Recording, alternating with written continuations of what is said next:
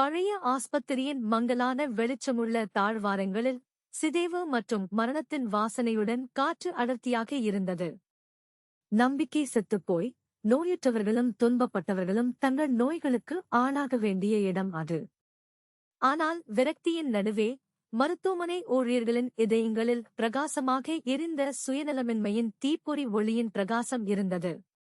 அவர்கள் இரவும் பகலும் அயராது உழைத்து தங்களால் முடிந்தவரை பல உயிர்களைக் காப்பாற்றினர்.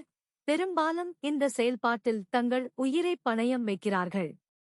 குறிப்பாக ஒரு செவிலியர், எமிலி, மருத்துவமனை மற்றும் அதன் நோயாளிகளுக்கு தனது வாழ்க்கையை அர்ப்பணித்திருந்தார். அற்புத மீட்பு முதல் இதயத்தை உடைக்கும் இழப்புகள் வரை அனைத்தையும் அவள் பார்த்தாள். ஆனால் அவள் ஒருபோதும் நம்பிக்கையை இழக்கவில்லை. மருத்துவமனை ஒரு கொடிய வெடிப்பால் பாதிக்கப்பட்டபோது எமிலி தனது நோயாளிகளைக் காப்பாற்றும் போரில் முன்னணியில் இருந்தார். அவள் அயராது உழைத்தாள், மருந்துகளை வழங்கினாள், பெட்ஷீட்களை மாற்றினாள், பயந்து போன மற்றும் இறக்கும் நபர்களுக்கு ஆறுதல் அளித்தாள். நாட்கள் வாரங்களாக மாறியதும் எமிலி கஷ்டத்தை உணர ஆரம்பித்தாள். ஆனால் அவள் கைவிட மறுத்தாள். நோயாளிகளின் நலனுக்காக என்ன செய்தாலும் தொடர்ந்து செல்ல வேண்டும் என்று அவளுக்குத் தெரியும். வெடிப்பு தீவிரமடைந்தபோது எமிலி ஒரு பயங்கரமான கண்டுபிடிப்பை செய்தார்.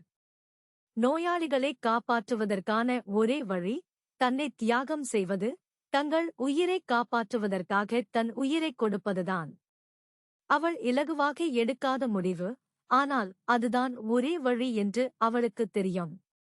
கனத்த இதயத்துடன் எமிலி இறுதி தியாகத்தைச் செய்தார்.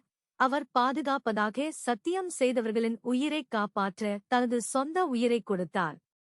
அவள் இறந்து கிடக்கும்போது அவள் செய்தது சரி என்று தெரிந்தும் அவள் மீது அமைதியின் உணர்வு ஏற்பட்டது. மருத்துவமனை மீண்டும் அமைதியாக இருந்தது. வெடிப்பு இறுதியாக கட்டுப்பாட்டிற்குள் வந்தது. எமிலியின் தியாகம் ஒருபோதும் மறக்க முடியாதது. ஆனால் எமிலி இறந்துவிட்டதாக மருத்துவர் அறிவிக்கும் நேரத்தில் அவள் திடீரென்று எழுந்து உட்கார்ந்து, எனக்கு பட்டினி கிடைக்கிறது என்றார்.